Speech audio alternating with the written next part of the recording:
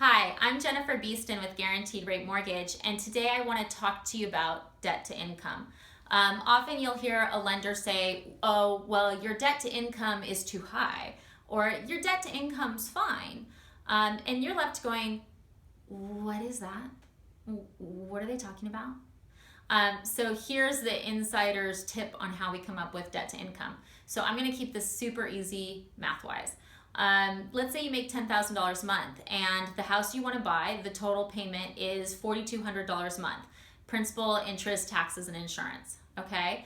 That would make your front end ratio on your debt to income 42%, okay? Now, realistically, we can go up to 42% on the front end. However, depending on what type of other debt you have, you may want to keep it lower. And the conservative rule of thumb, that most financial planners will advocate is to always keep your front end ratio under 30%.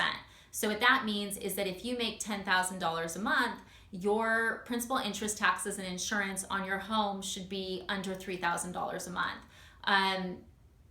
I personally think that's a really good way to go. And whenever my clients can do it, I think that's great.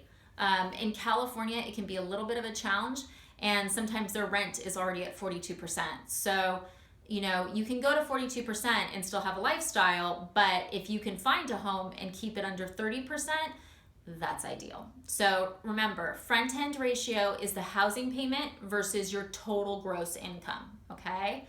So we have another component to the debt to income, which is the back end ratio.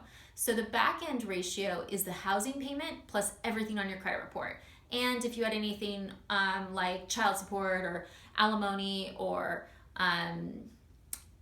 payments to the IRS, whatever other debt you have, okay? So let's say you have $1,000 in credit card payments a month.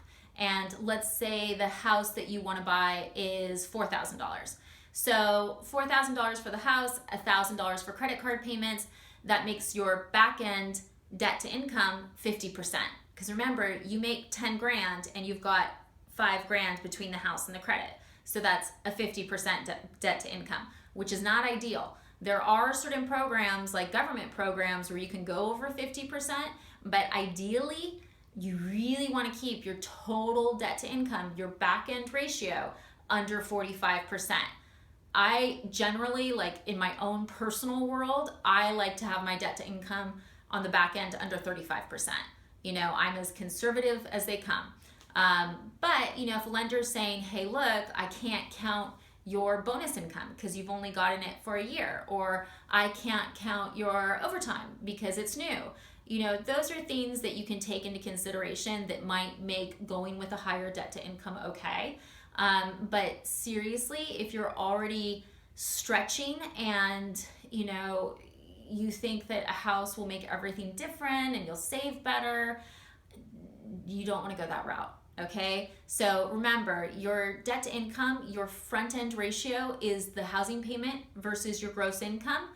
The back end ratio is your housing plus other debt versus your gross income, okay?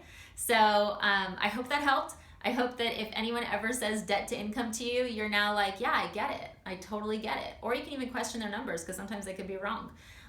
Questions, calls, want to talk about loans, get pre-approved, you can get me at 707-478-0637. Thank you.